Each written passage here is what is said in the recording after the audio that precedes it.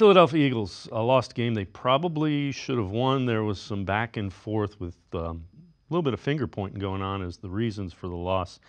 Former Browns wide receiver Andrew Hawkins on ESPN's Get Up on how the Eagles situation as it relates to the teams he played for with the Browns. Some of the symptoms that are mounting up. You have players not trusting your strategy.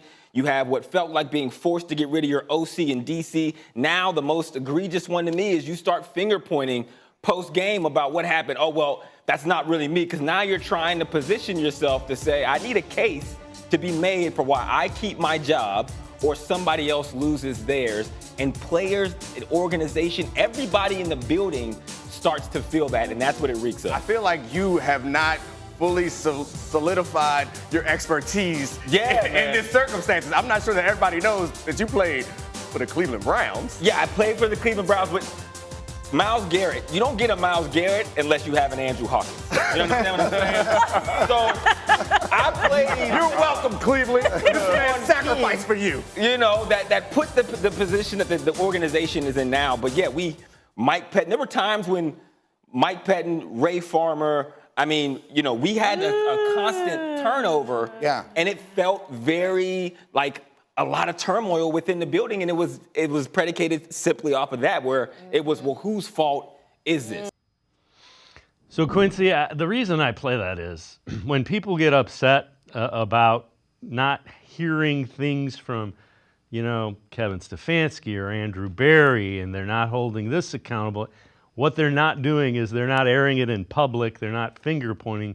They're being a good organization. But that might be the line of the year for Cleveland Browns fans. You don't get a Myles Garrett without an Andrew Hawkins, who was a great guy, by the way.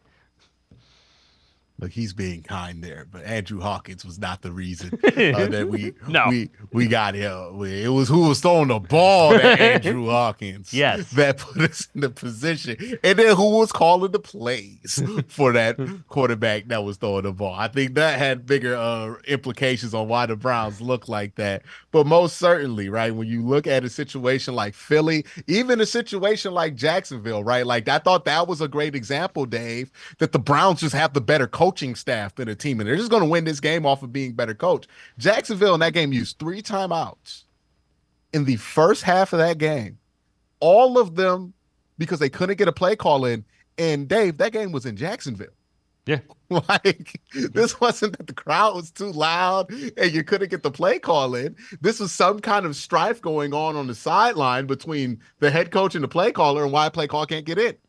The Browns are functional, right? The Browns are a well-coached team. They're a functional team, and they're going to get that stuff correct. That's just kind of why the AFC North continues to be the powerhouse that it is as far as divisions go, because you look all up and down it, and you have that kind of consistency and that kind of competency amongst all 4 teams. And, yeah, the Browns are well-coached. They're not going to bring things out in public. I promise you, during those film sessions, the things that we see that we're complaining about, they're bringing up and holding guys accountable for too. But the thing that makes them a good organization is that it stays there. It doesn't get to this personal thing where somebody's leaking it out to beat reporters and all of that. You know, we use the term accountability about head coaches, and I often wonder, what does that even mean to people, Dave, right? Whenever you hear somebody say they want Kevin held accountable, and oftentimes when people say that, they just mean fired, right? So, you know, the Browns, they ran well. You could just tell when you contrast them to other situations where it's like, yeah,